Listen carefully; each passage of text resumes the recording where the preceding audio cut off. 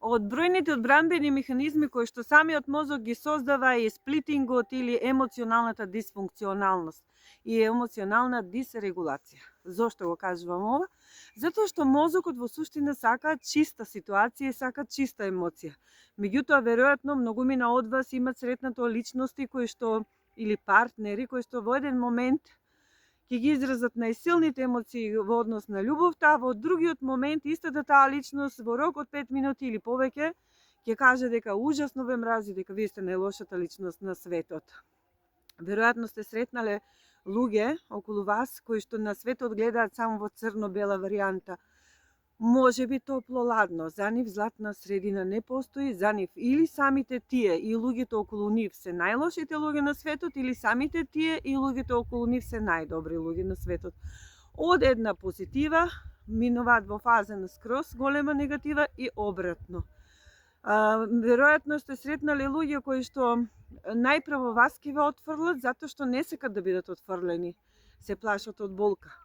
Веројатно сте сретнале луѓе кои што не можат да веруваат дека човекот што ги сака ненамерно може да ги повреди.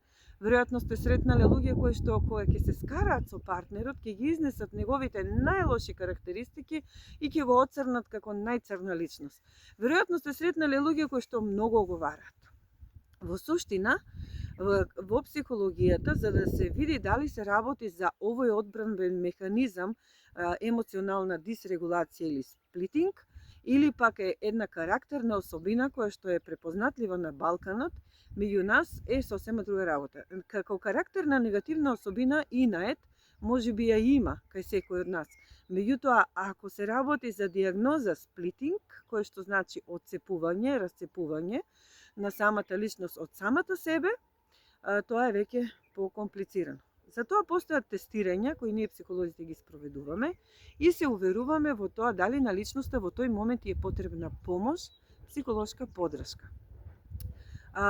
Таквите личности, за да не биде забуна дека сите имаат од нас сплитинг само затоа што користат такви механизми, кога карактерот ќе се поистовети со инајтлива содржина, можеме да кажеме дека потребно е самите тие личности да при посета на психолог детално се спознаат, се спуштаат, се нурнат во себе и кажат, како што каже и клиентка, се чувствувам тотално разградено, јас не знам која личност сум, во мене има два идентитета, две личности, има екстремно добра и екстремно лоша.